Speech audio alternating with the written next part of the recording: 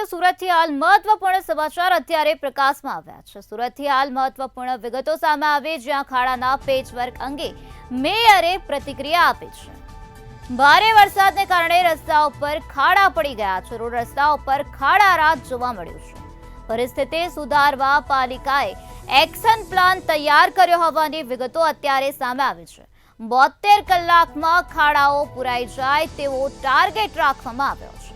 વરસાદના વિરામ બાદ પાલિકા તંત્ર અત્યારે કામે લાગી ગયું છે।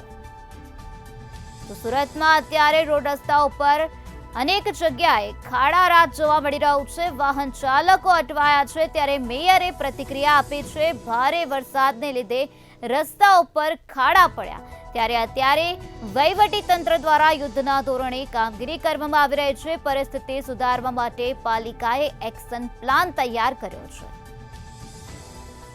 વરસાદના હિસાબે ઘણી જગ્યાએ ખાડા પડ્યા હતા,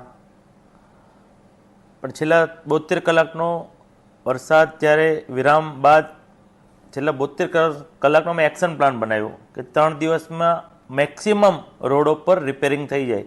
એમાં 30 તારીખે અમે લગભગ 759 મેટ્રિક ટન ડામરથી 38 રસ્તા રિપેર કર્યા।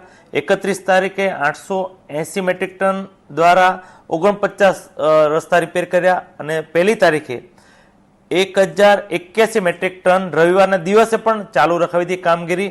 એમાં 71 રસ્તા, એટલે કુલ મળીને અમે 2720 મેટ્રિક ટન ડામર છેલ્લા 3 દિવસમાં 158 રસ્તાઓ રિપેર કરીને પૂર્ણ કર્યા છે। પણ આ કામગીરી હજી પણ અવિરત ચાલુ છે। જ્યાં જ્યાં પણ ખાડા છે ત્યાં છેલ્લા આવનાર 2 દિવસમાં આખા સુરતમાં અમે તમામ જગ્યા પર ખાડાનું રિપેરિંગ પૂર્ણ કરી દઈશું।